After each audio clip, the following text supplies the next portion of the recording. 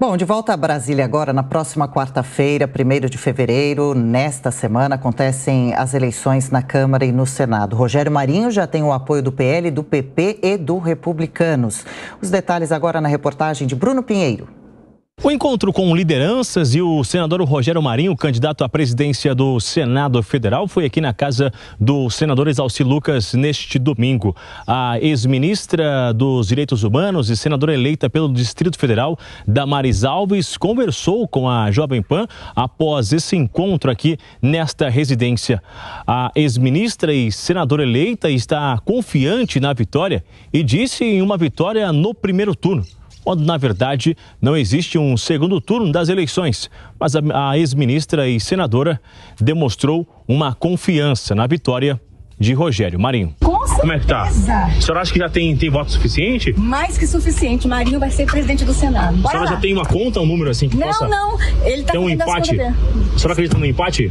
Vitória, meu filho. Primeiro turno. Bora lá. Acompanha a gente. Tchau. O senador Flávio Bolsonaro também conversou com a Jovem Pan neste domingo e revelou sobre a influência e como tem sido essa articulação sobre os olhares do ex-presidente Jair Bolsonaro, que continua em Orlando, nos Estados Unidos, mas ainda assim tem feito contato com vários senadores e reafirmou que representa a candidatura de Rogério Marinho. Se a população está insatisfeita com o parlamento, e a gente viu isso na quantidade de senadores que tentaram a reeleição e não conseguiram, muitos mais baixo da história de reeleição de senadores. E isso, obviamente, a gente tem que trazer para dentro do plenário.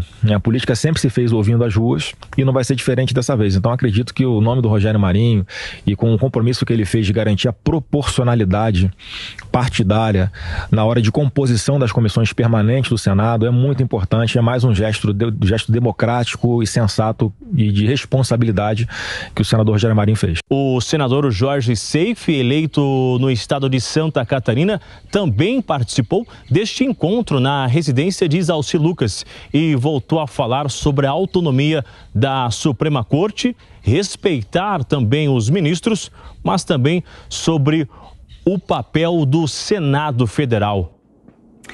Bom, e conosco nessa manhã, comentando as principais notícias do dia, bem-vindo Roberto Mota. Mota, o quanto esses cargos de presidente da Câmara e do Senado são importantes nas decisões do país e o quanto esses nomes podem ser surpresa ou previsíveis? Bom dia, Adriana. Bom dia, Tiago. Bom dia, nossa querida audiência, que acorda cedo para estar com a gente. Essas duas eleições, como a gente descobriu nos últimos anos, são muito importantes, Adriana, porque os presidentes do Senado e da Câmara, eles detêm um poder muito grande, poder que a maioria dos brasileiros desconhecia até pouco tempo, né? O brasileiro, à medida que aprende sobre política, descobre que tanto o presidente da Câmara quanto o presidente do Senado têm o poder, a responsabilidade de controlar a pauta da casa, ou seja, decidir que projetos vão ser votados e em que ordem esses projetos entram para votação. No caso do Senado, isso tem uma importância especial, porque entre esses projetos estão potenciais pedidos de impeachment de ministros do STF. Me parece que nessas duas eleições há dois favoritos, no caso do Arthur Lira para presidente da Câmara, parece, tudo indica, embora na política nada seja 100% garantido, mas parece que a eleição do Arthur Lira se encaminha sem qualquer grande problema. Já no caso do Rodrigo Pacheco, existe um concorrente, Rogério Marinho, que tem boas qualidades, que está trabalhando duro para construir uma base de apoio. Então, vai ocorrer uma disputa assim.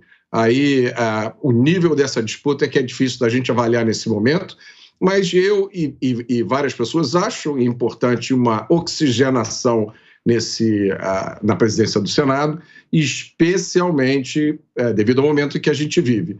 Essa oxigenação pode vir dessa eleição de um novo presidente, ou pode vir de uma revitalização, mesmo que o Pacheco seja reconduzido ao cargo dele, ele pode ter uma atuação diferente da que ele teve no primeiro mandato.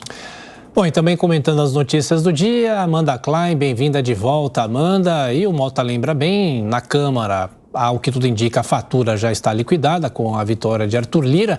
Agora, no Senado, interessante algumas matérias nos jornais falando que a base de apoio ao candidato da oposição aposta em traições. Será que isso é possível? Se tratando do Senado, não é impossível não, né? Bem-vinda. Tiago, obrigada. Bom dia a todos vocês. Um prazer estar de volta. Bom dia à nossa audiência tão qualificada, renovada aqui depois dessas férias. E ontem eu estava apurando justamente isso à noite, viu, Tiago?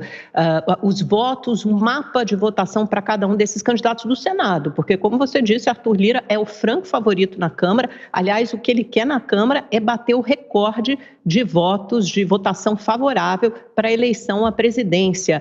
Os mais bem colocados conseguiram um pouco mais de 400 votos e Lira quer superar esse número. É bom lembrar que ele tem o apoio de um amplo arco de alianças que vai do PL, do ex-presidente Bolsonaro, ao PT de Lula, e deve ter como único candidato talvez o Chico Alencar e, quem sabe, de esquerda ou, quem sabe, algum candidato do Partido Novo, mas são candidaturas muito mais figurativas e simbólicas. Agora, a verdadeira disputa, Tiago, como você lembrou, deve se dar no Senado. Por quê? O favorito ainda é Rodrigo Pacheco. Eu conversei com alguns aliados próximos ao presidente do Senado e eles têm um mapa de votação que dizem que ele pode chegar de 55 a 60 votos. Os mais céticos falam em coisa de em torno de 51 votos. Já líderes até do novo governo Lula, mas que são próximos a Pacheco, dizem que Pacheco é favorito, mas que a disputa está equilibrada e que tem uma pequena vantagem para o presidente do Senado. Então veja como as declarações vão ficando mais cuidadosas dependendo de com que aliado você conversa. Quando a gente fala oficialmente de quem os partidos, que partidos estão apoiando que candidatos, olha só o arco de aliança do Rodrigo Pacheco. Ele tem o apoio declarado de PSD, PT, MDB, União Brasil, PDT, PSB, PSDB, Cidadania e Rede. Isso soma mais de 60 parlamentares, mas podem ocorrer as famosas traições. Aí você me perguntou, Tiago, podem ocorrer as traições a favor de Marinho? Sim, e podem ocorrer a favor de Pacheco também. A turma do Pacheco dá como certo, por exemplo, o voto de Romário, que é um senador do PL, do partido de Rogério Marinho e do ex-presidente Jair Bolsonaro, mas que eventualmente pode votar em Pacheco. A votação, cumpre lembrar, é secreta e o candidato vencedor tem que ter pelo menos 41 votos, tem que ter a maioria absoluta. Você tem 81 senadores, tem que ter pelo menos 41 votos, pode ter mais de um turno, podem ser 2 turnos de eleição. Já o pessoal de Rogério Marinho teve a declaração de um apoio, um bloco formal, que era aquele mesmo consórcio que apoiou a eleição do presidente Bolsonaro, do ex-presidente Bolsonaro, formado por PP, republicanos e PL. Tem um apoio também do PSC. Isso soma mais de 23 parlamentares, mas eles contam com as traições ou então com a adesão mesmo de alguns parlamentares, por exemplo, do União Brasil. Você tem o Sérgio Moro.